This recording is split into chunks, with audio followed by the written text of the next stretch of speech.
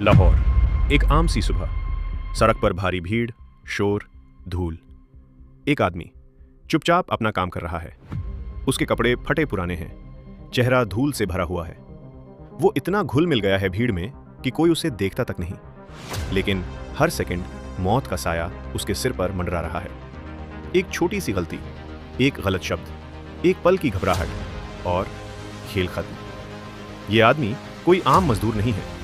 ये भारत का वो शख्स है जिसने दुश्मन के घर में 7 साल गुजारे, बिना बैकअप, बिना हथियार, सिर्फ दिमाग और हौसले के सहारे।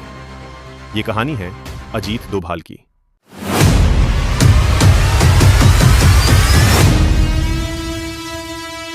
उन्नीस सौ 68। अजीत दोभाल यूपीएससी पास करके आईपीएस में भर्ती होते हैं। केरल कैडर।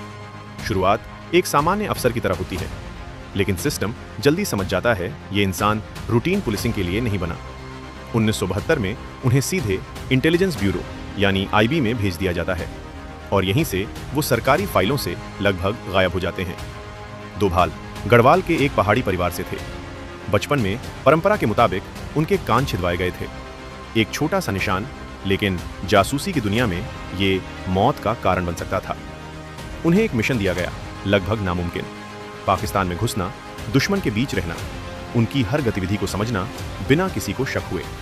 1970 के अंत में और 1980 की शुरुआत में दोभाल पाकिस्तान पहुंचे।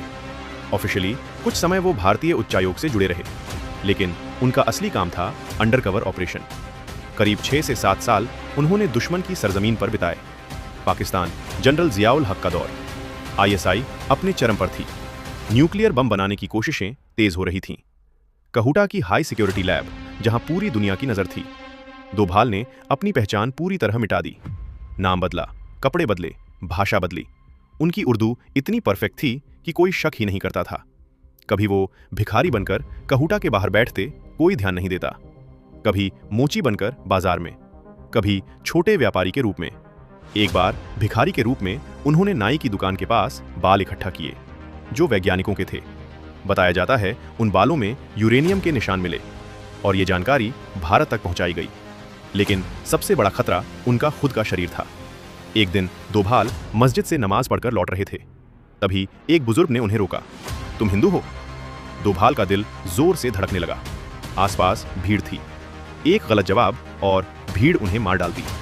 दोभाल ने आत्मविश्वास से कहा, नहीं, मैं मुस्लिम हूं। लेकिन बुजुर्ग नहीं माने। उन्हें एक कमरे में ले जाया गया। दरवाजा बंद। बुजुर्ग बोले, मैंने तुम्हारे कान देख लिए। हिंदू लड़कों के कान छिदे होते हैं, मुसलमानों में ऐसा नहीं होता। फिर उन्होंने अपनी सच्चाई बताई।